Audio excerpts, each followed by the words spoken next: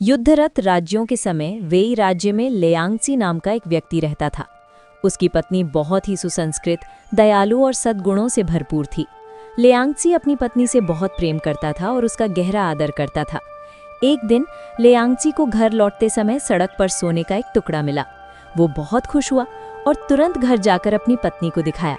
पत्नी ने शांत स्वर में कहा, तुम जानते हो, ये कहा जाता है कि सच्चा इंसान कभी चोरी का पानी तक नहीं पीता, फिर तुम किसी और का सोना अपने घर कैसे ला सकते हो? पत्नी की बात सुनकर लेयांगसी बहुत प्रभावित हुआ। उसने तुरंत जाकर उस सोने को वहीं वापस रख दिया जहां से उसने पाया था। अगले वर्ष लेयांगसी ने एक प्रसिद्ध गुरु से शास्त्रों की शिक्षा प्राप्त करने के लिए दूर स्थान की यात्रा की।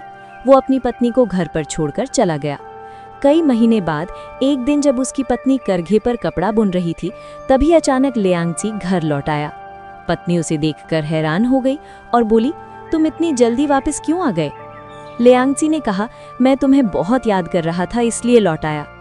पत्नी ने ये सुनकर कठोर परंतु प्रेरणादायक ढंग से कहा, तुम्हें अपने प्रेम पर संयम रखना चाहिए और अपने लक्ष्य पर डटे रहना चाहिए। फिर उसने कैंची उठाई और करघे पर बुने जा रहे कपड़े को बीच से काट दिया। लेयांगसी हैरान रह गया और बोला, तुमने ऐसा क्यों किया?